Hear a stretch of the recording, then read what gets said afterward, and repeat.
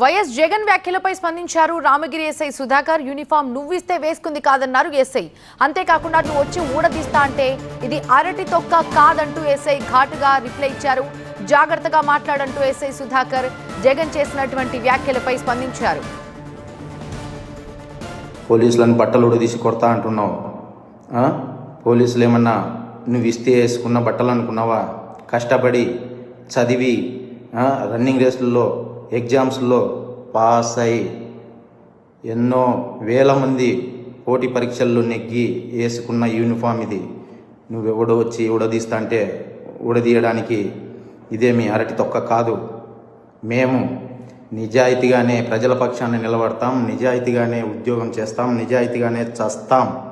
అంతే తప్ప అడ్డమైన దారులు తొక్కం. జాగ్రత్తగా మాట్లాడు. అది ఎస్ఐ సుధాకర్ మాట్లాడిన తీరు మనం చూస్తున్నాం. ఆయన చాలా ఘాటుగా రిప్లై ఇచ్చారు. మాజీ సీఎం జగన్ చేసినటువంటి వ్యాఖ్యలపై రామగిరి ఎస్ఐ సుధాకర్ స్పందించారు. యూనిఫామ్ నువ్విస్తే వేసుకుంది కాదంటూ ఆయన ప్రశ్నించారు. అంతేకాదు నువ్వు వచ్చి ఊడదీస్తా అంటే ఇది అరటి తొక్క కాదు. మేము ఎంతో కష్టపడి లక్షల మంది రాసినటువంటి పోటీ పరీక్షల్లో మేము కూడా రాసి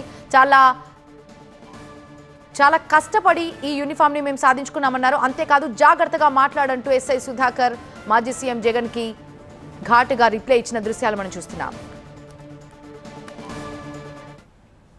పోలీసులను బట్టలు ఉడదీసి కొడతా అంటున్నావు. పోలీసులు ఏమన్నా నువ్వు ఇస్తే వేసుకున్న బట్టలు అనుకున్నావా?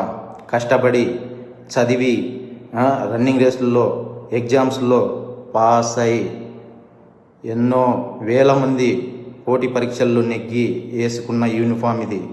నువ్వెవడో వచ్చి ఉడదీస్తా అంటే ఉడదీయడానికి ఇదేమి అరటి తొక్క కాదు.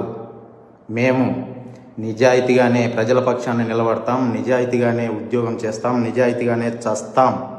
అంతే తప్ప అడ్డమైన దారులు తొక్కం. జాగ్రత్తగా మాట్లాడు. జగన్, పోలీసులను బట్టలు ఉడదీసి కొడతా అంటున్నావు. పోలీసులు ఏమన్నా నువ్వు ఇస్తే వేసుకున్న బట్టలు అనుకున్నావా? కష్టపడి చదివి రన్నింగ్ రేసుల్లో ఎగ్జామ్స్లో పాస్ అయి ఎన్నో వేల మంది పోటీ పరీక్షల్లో నెగ్గి వేసుకున్న యూనిఫామ్ ఇది. నువ్వెవడో వచ్చి ఉడదీస్తా అంటే ఉడదీయడానికి ఇదేమి అరటి తొక్క కాదు. మేము నిజాయితీగానే ప్రజల పక్షాన్ని నిలబడతాం, నిజాయితీగానే ఉద్యోగం చేస్తాం, నిజాయితీగానే చస్తాం.